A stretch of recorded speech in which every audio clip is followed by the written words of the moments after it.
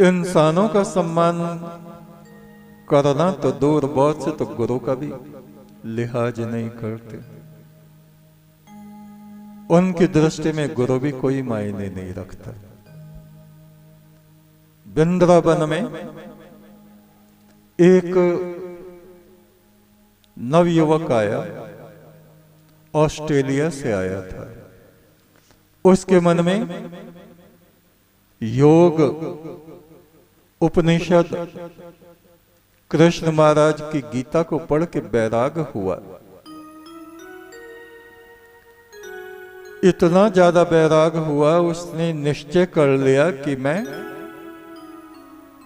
सन्यासी बनूंगा और साधना करूंगा। वृंदावन में जा पहुंचा और वहां बहुत से विदेशी लोग भी आते हैं और सन्यासी बन जाते। वहां एक अखाड़े में वो पहुंचा, कृष्ण महाराज की वहां पूजा करने वाले लोग थे। गीता का पाठ भी वो लोग करते थे। तो उसने कहा मुझे सन्यासी बनना है। गुरु ने कहा पुत्र, सन्यास धर्म बड़ा कठिन होता है। बोले नहीं, मुझे तो बनना है। बोले गुरु की आज्ञाओं का भी पालन करना पड़ता है। कहा मुझे मालूम है, आप मेरे गुरु हैं, जो मुझे कहेंगे मैं वैसा ही करूंगा। बोले ठीक है। उसको सन्यास का बाना दे दिया और उसकी सेवा रसोई में लगा दी। भोजन बनवाओ, रोटियां सिकवाओ और परमेश्वर का नाम जपते रहो जो तुम्हें दिया। एक हफ्ता, 2 हफ्ता, 1 महीना बीता। वो सोचने लगा मैं यहां रोटियां सेकने आया था क्या? मुझे तो ब्रह्म ज्ञान चाहिए, ईश्वर का ज्ञान चाहिए। वहां एक बहुत पुराना रसोई में जो काम करता था, बड़ा समझदार, शांत स्वभाव वाला साधु था। उसका मित्र भी वो बन चुका था। ऑस्ट्रेलिया वाले उस साधु ने उससे कहा भाई कैसे गुरु हैं, उनको आदमी की पहचान नहीं। बोले क्यों? मुझे यहां रसोईया बना दिया। अंग्रेजी मैं जानता हूं, कंप्यूटर चलाना मैं जानता हूं, मोबाइल मैं जानता हूं, वीडियो बनाना मैं जानता हूं। मुझे अपने साथ रखते, मुझे भी प्रवचन करना सिखाते,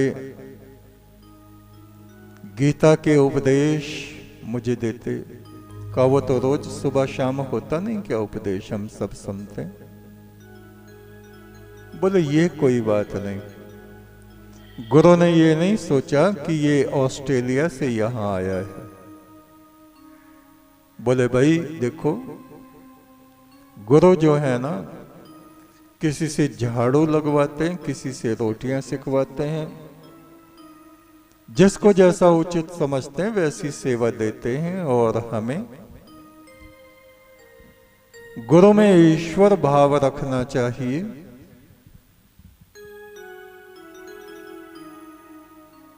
उनकी आज्ञा को मानते हुए हमें वैसा ही सेवा कार्य करना चाहिए जो उन्होंने दिया। बोले देखो, मैं तो यहां रोटियां सेकने नहीं आया, साफ बात। मुश्किल से 4-5 महीने उसको गुजरे और उसने गुरु से कहा गुरु महाराज मैं वापस ऑस्ट्रेलिया जा रहा हूं। बोले क्यों? मुझे आपका सन्यास पसंद नहीं आया। बोले इसमें पसंद और नापसंद की क्या बात है? जो एक बार सन्यासी हो जाता है वो हमेशा के लिए ईश्वर का हो जाता है। और तुम लोग तो देखो रसोई की सेवा कर रहे हो, कितना बड़ा भाग्य तुम्हारा है। तुम्हारी बनी हुई रोटियां सब लोग खाते हैं, भगवान का भोग लगता है, मनुष्य खाते हैं, पशु पक्षी खाते हैं। बोले नहीं, मुझे ये पता नहीं था कि यहां आके मुझे रोटियां सेकनी पड़ेंगी। बोले तो सन्यासियों का जीवन कैसा होता है? सन्यासी तो गांव गांव में जाके भिक्षा भी मांगते हैं। अभी तो तुम्हारा वो कार्य तुम्हारे सामने ही नहीं आया पुत्र। बोले नहीं, मुझे ये रास्ता पसंद नहीं आया। बोले ठीक है। वो ऑस्ट्रेलिया चला गया, कई साल बीत गए।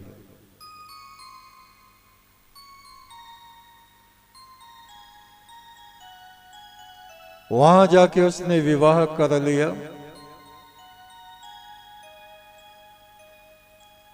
पत्नी को ऐसी बीमारी हो गई,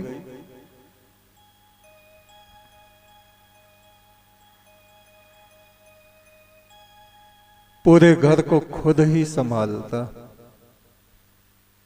यानी जैसी रोटियां आश्रम में बनाता था वो ही रोटियां रसोई में बनाने लगा।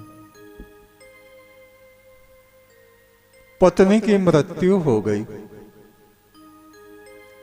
सोचा जब नसीब में रोटियां ही बनानी हैं तो गुरु के आश्रम में दोबारा चलूं। वहां से लौट के आया कई साल बाद। किसी ने पहचाना, किसी ने नहीं पहचाना। गुरु चरणों में नतमस्तक हुआ, कहा गुरु महाराज, मनुष्य कहीं भी चला जाए, मैंने समझ लिया है गुरु आज्ञा में ही सब कुछ है। यहां आपने मुझे भोजन बनाने की सेवा दी थी, ऑस्ट्रेलिया में जाके भी मेरा ये हाल हुआ। जब से गया हूं रोटियां ही सेक रहा हूं, मुझे क्षमा कर दीजिए और दोबारा मुझे अपने चरणों में स्थान दे दीजिए। मैंने अपनी मूर्खता, अज्ञान के कारण बहुत समय अपने जीवन का बर्बाद कर दिया।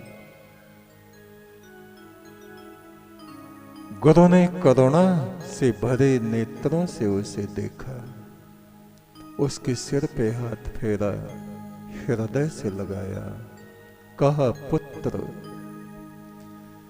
विधाता के लेख को मनुष्य नहीं जानते, देवता भी नहीं जानते, फिर तुम और हम कैसे जान सकते हैं?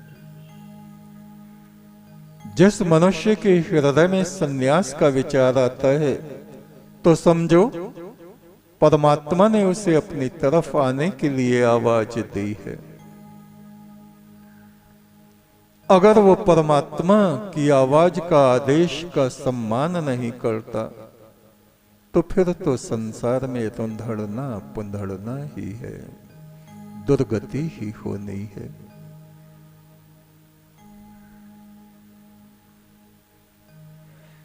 देवगणों की जो पूजा करते जन्म मरण में पड़े रहते, पार ब्रह्म को जपने वाले उस प्रभु के सामने खड़े रहते, उसके सामने खड़े रहते। एक तू सच्चा, तेरा नाम सच्चा।